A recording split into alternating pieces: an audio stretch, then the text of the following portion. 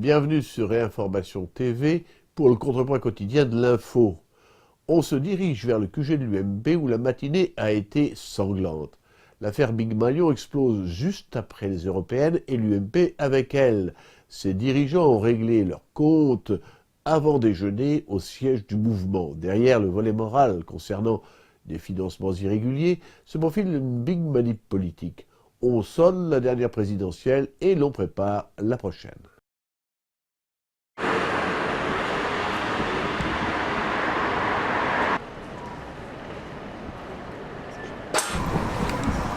Oui, mais reculez, reculez.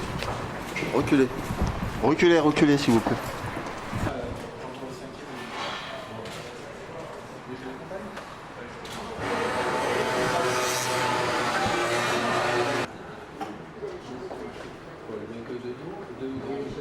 Un hall vide, des portes fermées, des vigiles qui interdisent l'accès, c'est le symbole d'une UMP KO debout. Copé a démissionné, Raffarin, Fillon et Juppé expédieront les affaires courantes jusqu'au congrès de l'automne. La Troïka, qui résume tout ce que les Français ont condamné dimanche, va donc préparer l'avenir de la droite en France. Quant à Big Malion, il y a l'affaire elle-même, 11 millions imputés indûment à l'UMP, et puis les questions qu'elle suscite. Pourquoi la sortir maintenant? Réponse, pour éviter un tsunami FN. Qui savait quoi? Réponse, à votre avis. Qui est visé par qui et pourquoi? Réponse, à votre avis toujours. Sarkozy, l'homme des groupes industriels des USA et d'Israël, est dans le collimateur aussi visible qu'un éléphant dans un corridor.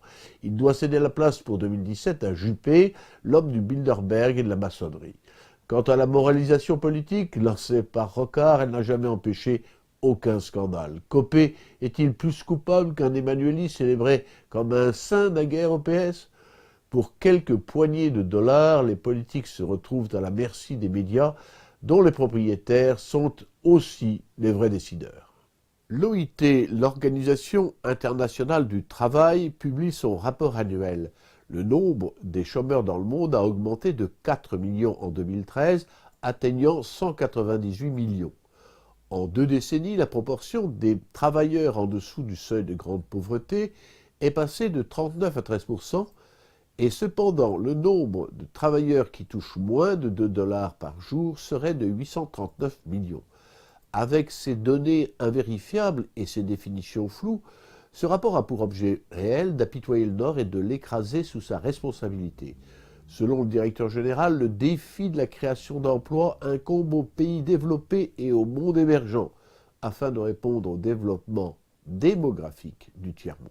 La bataille pour l'aéroport de Donetsk, dans l'est de l'Ukraine, est meurtrière. Dernier bilan, une quarantaine de morts du côté des forces de Kiev et une trentaine du côté des pro-russes.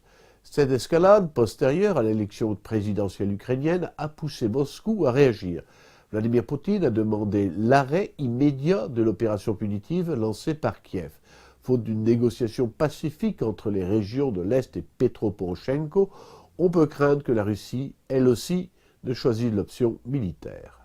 Areva vient de signer avec le Niger un accord d'exploitation des mines d'uranium à long terme. C'était nécessaire pour préserver le nucléaire et assurer l'indépendance énergétique française à un moment où la propagande écologiste tente à brouiller les esprits au profit du pétrole et des énergies dites nouvelles.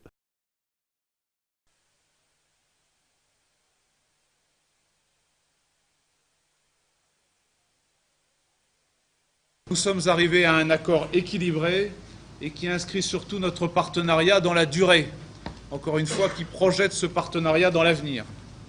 Concernant les conventions minières de Somaïr et Cominac, nous avons concilié la légitime demande du Niger d'augmenter ses revenus fiscaux tout en préservant la pérennité de l'activité minière. Pour le Niger, cet accord est un accord juste et équilibré qui donne satisfaction à tous. Areva, comme l'a dit M. Roussel tout à l'heure, est un partenaire historique important.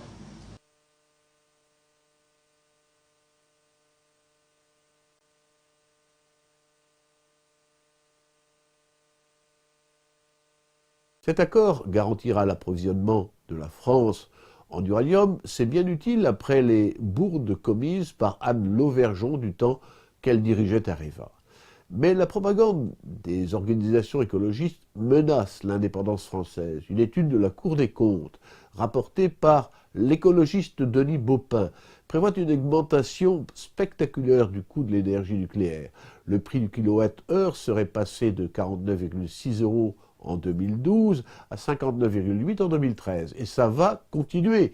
Dans la foulée, Greenpeace situe le prix du nucléaire au-dessus de l'éolien terrestre. C'est pas difficile, il suffit de faire entrer dans le nouveau prix le démantèlement des vieilles centrales, le traitement des déchets, le tout évalué au prix fort naturellement, les surcoûts en tout genre et même le coût des accidents nucléaires provisionnés. Ainsi procède la Cour des comptes. Combien vaudrait une tonne de charbon calculée de cette manière ?